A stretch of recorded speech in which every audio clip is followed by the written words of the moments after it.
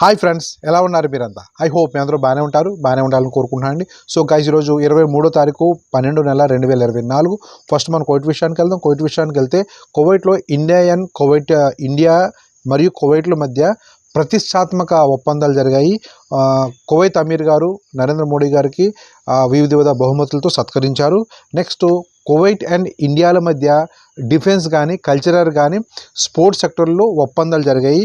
So వీటితో పాటు ఇండియన్స్కి minimum ఇంత శాలరీ కూడా ఉండాలి అని చెప్పి ఒప్పందం జరిగినా బాగుండేదండి. సో చాలామంది ఇదే ఎదురు చూస్తున్నారు, ఇండియన్స్కి శాలరీ హైక్ చేసే విధంగా ఒప్పందాలు జరగాలని చెప్పి. కానీ ఎటువంటి న్యూస్ లేదు. తర్వాత కువైట్లో 2.36% ఇన్ఫ్లేషన్ పెరిగిందంటే నిత్యావసరాల యొక్క ఖర్చులు పెరిగాయి. ఈ నిత్యావసరాల యొక్క రేట్లు కూడా పెరిగాయండి. అది ఫుడ్ కానీ, క్లాత్స్ కానీ వాటి యొక్క రేట్లు పెరిగాయని చెప్పి ఒక అధ్యయనం వెల్లడి చేశారు గవర్నమెంట్లో. నెక్స్ట్ సౌదీ విషయానికి వెళ్తే సౌదీ చరిత్రలోనే ఎన్నడూ లేనంత విధంగా సౌదీ ఎడారి అంతా మంచు పడుతుందంటే అండి సౌదీలో. నెక్స్ట్, డబ్బున్న దేశాలు మరింత డబ్బున్న దేశాలు అవుతున్నాయి. ఇదే నిదర్శనం అండి, సౌదీలో ఇదే నిదర్శనం. డబ్బున్న దేశాలు మరింత డబ్బున్న దేశాలు అవుతున్నాయి. సౌదీలో ఇప్పుడు వైట్ గోల్డ్ నిక్షేపాలు లభించాయి. లిథియం నిల్వలు దొరికాయంటే అంటే వైట్ గోల్డ్ అనమాట. సో డబ్బున్న దేశాలు మరింత డబ్బున్న దేశాలు అయిపోతున్నాయి. సో ఇంకా అదృష్టం సౌదీ వాళ్ళకి.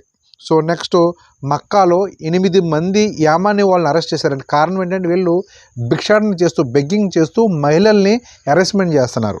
సో నెక్స్ట్, సౌదీలో ఇప్పుడు బైక్ అంబులెన్స్, ఎమర్జెన్సీ టైంలో అంబులెన్స్ కారు కాకుండా బైకుల ద్వారా కూడా తీసుకెళ్తారంటండి. అటువంటి సిస్టమ్ ప్రారంభించారు. యుఏ విషయానికి వెళ్తే 4 పాకిస్తాన్కి జైలు శిక్ష మరియు 1 మిలియన్ దిరమ్స్ ఫైన్ విధించారు. వీళ్ళు కిడ్నాప్ అండ్ దొంగతనం కేసులో వీళ్ళు విక్టమ్స్ అనమాట.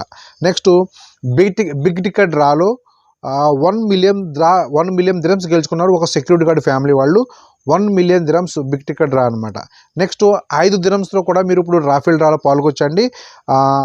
5 దిరమ్స్ రాఫెల్ డ్రాలో 3 మిలియన్ దిరమ్స్ గిఫ్ట్, లగ్జరీ కార్లు కూడా ఉంటాయన్నమాట. ఓకే, సో ఇది సంగతి. తర్వాత విజిట్లో చాలామంది వెళ్తుంటారు కదా యూఎస్ సైడ్. కొందరు డమ్మీ హోటల్ బుకింగ్ తీసుకెళ్తారు, ఇక్కడ నుంచి ఆడండి చెల్లదు. డమ్మీ హోటల్ బుకింగ్ తీసుకెళ్తే వీసా క్యాన్సిల్ చేశాక వెనక పంపించేస్తారంట. సో ఇది ఒకటి గమనించాలి. వామన్ విషయానికి వెళ్తే మన్నా లూథరన్ సంఘం వారు క్రిస్మస్ ఆరాధన ప్రార్థనలు నిర్వహించబోతున్నారు మనకి రువీలో డిసెంబర్ 25వ తారీఖున. చూడండి, మీకు డిస్ప్లే అవుతుంది. మిగిలిన వివరాలు ఫోన్ నెంబర్లు ఇందులో ఉన్నాయి, చూసుకోండి. నెక్స్ట్, మస్కస్ నైట్స్ అనే ప్రోగ్రాం ఈ రోజు నుంచి ప్రారంభం కాబోతుందండి కురం పార్క్లో. తర్వాత వామన్లో 2.8 degrees సో కూలింగ్, మనకి చల్లదనం ఏర్పడింది. సో చలి వాతావరణం ఏర్పడిందండి. సో మిత్రులు గమనించాలి, నాగలాగా స్వెటర్లు వేసుకోండి, ఇక్కడ కూడా చలేస్తుంది బాగా. సో బెహ్రెన్ విషయానికి వెళ్తే ఒక మహిళ పైన ఆమె యొక్క మాజీ భర్త యాసిడ్తో దాడి చేశాడు, అతన్ని అరెస్ట్ చేశారు. నెక్స్ట్, 60 సంవత్సరాల తండ్రి 34 సంవత్సరాల కొడుకు పైన అత్యాచారం చేయబడు.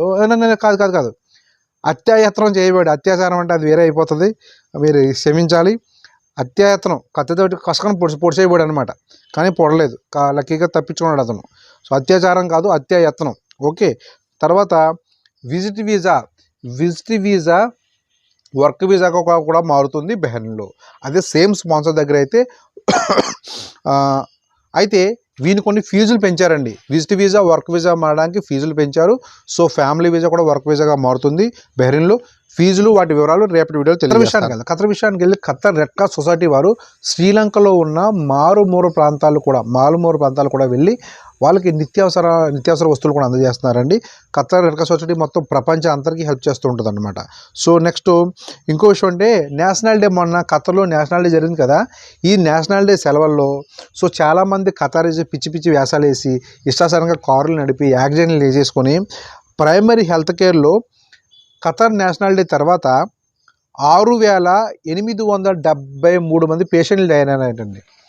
అంటే 6,873 మంది పేషెంట్లు హాస్పిటల్లో జాయిన్ అయ్యారు ఈ నేషనల్ డే సందర్భంగా అనమాట. యాక్సిడెంట్లు, గొడవలు, గొంతులు ఇవన్నీ జరిగాయి అనమాట.